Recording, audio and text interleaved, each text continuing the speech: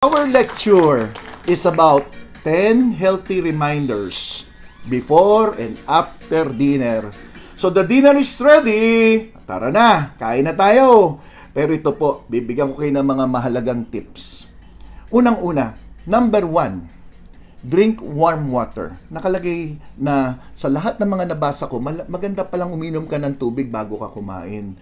So ang pinapayo sa mga binasa ko, 30 minutes before meal, particularly pag dinner, ang mga 30 minutes. So kung kakain ka na alas 7, mga 6:30, uminom ka ng isang basong tubig na mainit-init.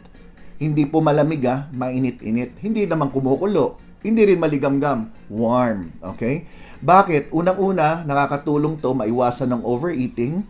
Number 2, nakakatulong for better digestion. Number 3, make sure na every time kumakain naman kayo, mag-sip naman kayo ng konting tubig. So, halimbawa, naka-5 subo ka, ano ba naman yung isang lagok ng tubig?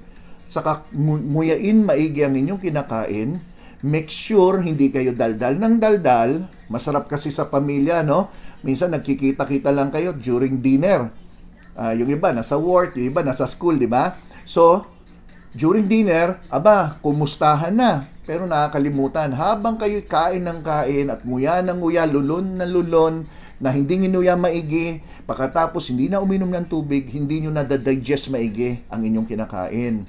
So kung uminom po kayo ng tubig, maski paano, malululon nyo na maayos, at make sure naman, huwag naman kayo inom ng sobrang daming tubig during the time na kumakain kayo. Kasi napipigilan nito ang proper digestion. Then pagkatapos yung kumain, ang suggestion, 30 minutes, maghintay ka muna after kumain, saka ka uminom ng isang basong tubig ulit na warm o mainit-init. Sa ganung paraan, makakatulong to sa digestion at the same time, na-absorb pa nito ng mas maayos ang mga sustansya na inyong kinakain. Then, number 2, make sure pagkatapos yung kumain, hindi ho kayo matutulog agad-agad. Ito ang isang mali ng karamihan. Pagkatapos kumain, either nakahiga agad yan. So, pag kayo po'y humiga agad, pagkatapos yung maghapunan, bumabagal po ang inyong panunaw. Yan ang isa sa dahilan kung bakit kayo nagkakaroon ng bloatedness o parang kinakabag at nagkakaroon ng heartburn o pagtaas ng asido mula sa sikmura na umaabot sa inyong lalamunan hanggang ito yung sinasabi na, Doc, bakit parang nahirapan ako humiga? Ang bilis ng tibok ng puso ko. Yung pala, may kinalaman sa heartburn. Okay. Then, pagkatapos, yung kumain ng hapunan, maghintay kayo at least 2 hanggang 3 oras bago kayo matulog sa gabi. Mahalaga po yan. Dahil kung natulog po kayo agad, na busog, pinapahirapan nyo po ang inyong lapay, ang inyong tiyan, para tunawin ang inyong kinakain. Kaya dun minsan nangyayari yung mga acute pancreatitis. Then, ang tulog nyo nagiging mahirap o nahirapan kayo matulog. So, huwag kayong kakain at sabay higa, sabay tulog. Sarap nga naman matulog pag busog, di ba? Kamot-kamot ka pa sa tiyan yan, di ba?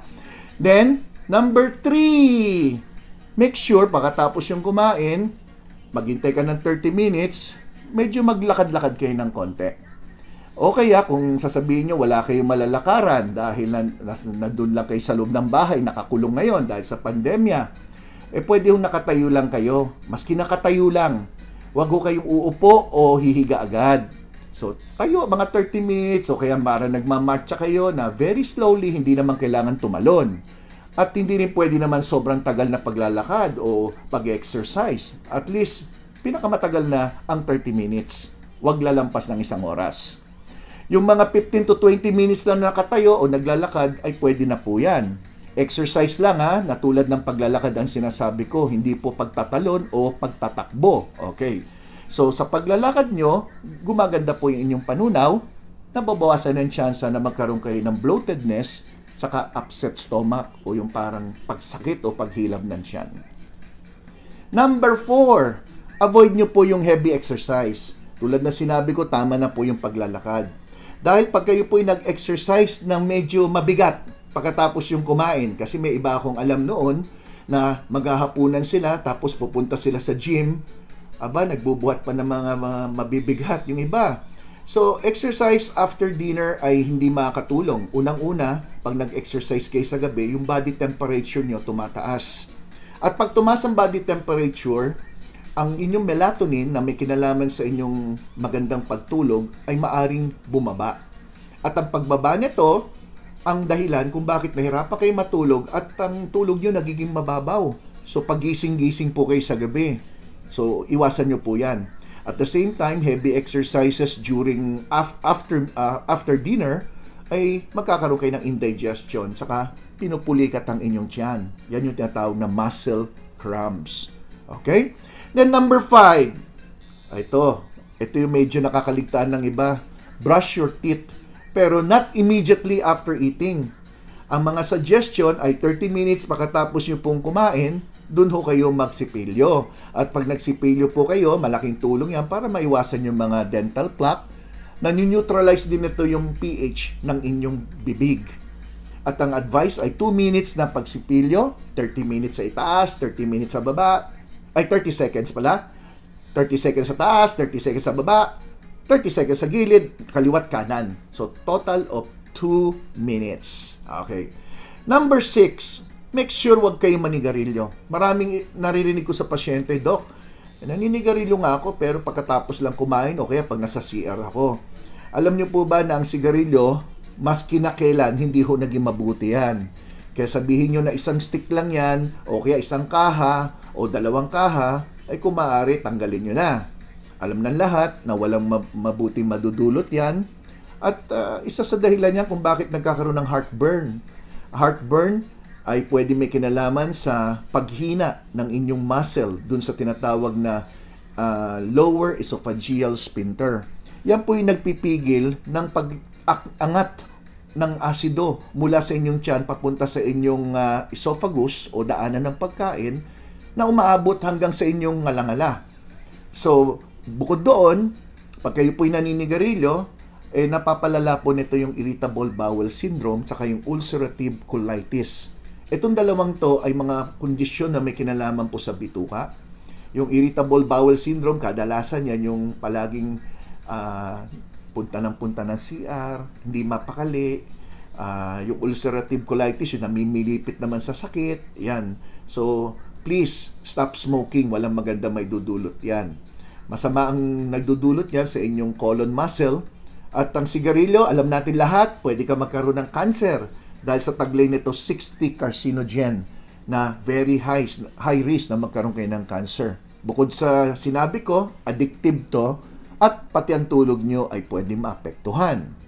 Number 7, avoid taking a shower. So kung kayo po'y katatapos lang kumain, make sure na huwag kayo maliligo agad. Siguro, kailangan maghintay ka naman ng mga 30-45 minutes bago ka maligo, no? At kung sa gabi naman, ang sabi ko nga sa mga pasyente ko, medyo yung mga warm water, makakatulong yan na panligo para mas relax po kayo. Bakit pinapagbawal ang pagligo kung pagkatapos yung kumain? Kasi kailangan po natin ng energy sa ating pag-digest ng kinakain.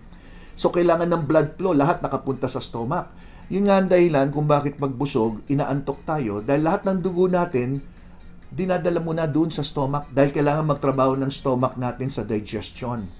So, make sure na hindi kayo maliligo immediately after kumain dahil isa pang epekto nito ay ang pagbaba ng inyong body temperature. So, pag bumaba ang body temperature nyo, ay yung digestion nyo, lahat babagal. Okay? So, yan yung mga simple tips na maaari nyo sundin, nasa sa inyo, dahil yung iba, baka sabihin, ako, Doc, dati na pagkatapos ko kumain, naliligo ako agad di, kung gusto nyo pong gawin yan, nasa sa inyo po yan. Sa akin lang naman, payo lang naman kung gusto nyo sundin. Number 8, make sure din na hindi kayo magsusuot ng mga damit na sobrang sikip. So, kung kayo yung magdi-dinner, make sure comfortable po ang inyong damit. Dahil nalaman na pag kayo po ay nagsusot ng mga tight-fitting clothes, yung pressure nyo sa abdomen, syempre, lalong para kang, paano ba sabihin yun? Pag nakasuot ka na masikip, chances ng heartburn mataas. Kaya nga, isa sa sinabi ko sa lecture ko tungkol sa GERD, make sure na hindi kayo magsusot ng mga damit na masisikip. So, para maiwasan yan. At the same time, hindi rin kayo makatulog na maayos kung ang damit nyo ay masikip kung kayo'y matutulog. Number 9, ito yung pinakamaling practice kadalasan ng mga lalaki. Kung sila'y busog na, siyempre, luluwagan nila yung sinturon nila para makakain pa sila. Abay, kasi hirap na sila huminga. So, luluwagan nila yung sinturon o kaya bubuksan nila yung botones. Hindi lang naman sa lalaki, may nakita akong babae, ganyan din. Tandaan nyo po, pag kayo po'y kailangan na magluwag ng inyong sinturon o ng inyong pantalon, ibig sabihin niyan, medyo nasobra na yung kain nyo. So, pag ginawa nyo to ng paulit-ulit, ito po ang dahilan para magkaroon kayo ng bilbil. Kaya lumalaki ang bilbil nyo. So, make sure to eat to an extent na komportable kayo, nagkalaman ng tiyan nyo, tama na. Huwag yung parang last supper na ginagawa ng iba. Ginagawang last supper, huwag o ganon, okay? So, dinner should be very light, not heavy. Palagi sinasabi yan. Palagi kong nababanggit sa mga pasyente kaya pag mag-dinner kayo, light lang. Hindi natin habol dyan na mabondat kayo at mahirapan kayo sa pagtulog at hindi matunawan sa gabi. Then lastly, number 10. Medyo intriguing to. Say no to fruits after dinner. Eating fruits right after dinner is not healthy. Ito madalas ko rin marinig sa mga health guru, yung mga talagang health conscious, sinasabi nila pagkakain kayo ng prutas, mas maganda kainin nyo bago kayo maghapunan. O kaya yan ang unahin nyo bago yung main meal ninyo sa hapunan. Bakit? Ang prutas medyo mahirap i-digest, high in fiber. Di ba pag kumain kayo ng prutas, since high in fiber, mabigat sa tiyan yan. So kung kakainin nyo yan, dapat earlier, kung maaari 30 minutes bago kayo maghapunan. At yung sugar content ng prutas ay medyo nagpapahirap sa inyong panunaw. So, pag kayo kumain ng matamis sa gabi, chances mas gising po kayo. Kaya nahirapan din kayo matulog. Lalo na yung mga diabetic, make sure na piliin nyo po yung mga prutas na kakainin nyo. Sa aking lecture, nabanggit ko na yung pakwan ay medyo pinapalimitahan natin dahil mataas ang glycemic index na to. Ibig sabihin, pag ito'y po'y nakain nyo, pagkalipas lang ng mga ilang minuto, maaaring biglang tumaas ang inyong blood sugar. So, yan lang po yung ating 10 healthy reminders. Okay? Tulad ng dati, pag nagustuhan nyo po yung aking paliwanag, mag-thumbs up po kayo. Huwag nyo kalimutan mag-subscribe. At syempre, click the notification bell para updated po kayo. Okay? So, ako po si Dr. Gary.